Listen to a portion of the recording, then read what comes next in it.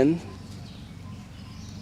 our children in grade 10 to our secondary schools, I wish to weigh in and say as follows.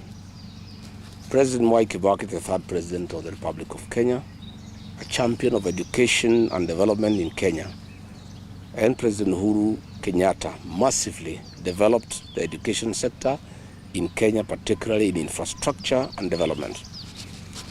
Through the due process, we had free primary education, free secondary education for day schools, and without doubt, the education sector has grown steadily even as our population and development priorities grow as a nation. However, some unfortunate truths and discussions must be held now for prosperity, introspection, and national audit. We must be alive to the fact that our Constitution of Kenya 2010 gifted us devolution, which took off in the year 2013. At the same time, the Constitutional Development Fund, now National Government CDF, came into action in the year 2004. Hitherto, several funds have been channeled to our counties and constituencies since then to develop our villages, towns, and where we all come from. This was meant to bridge development gaps and create equity. I take note that since the year 2013, the 47 counties in Kenya have received a total of 4 trillion transfers from the national government to county governments as part of the share of revenue. This does not include county-owned source income.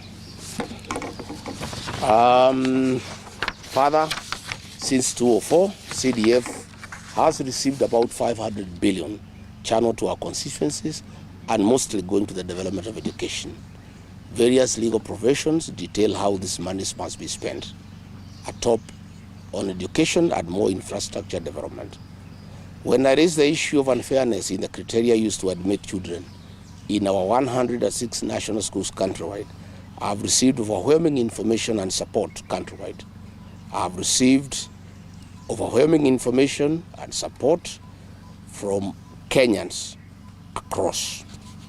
Since revenue is shared equitably, why would some regions in Kenya have national schools that exist by name? They just a shell by themselves.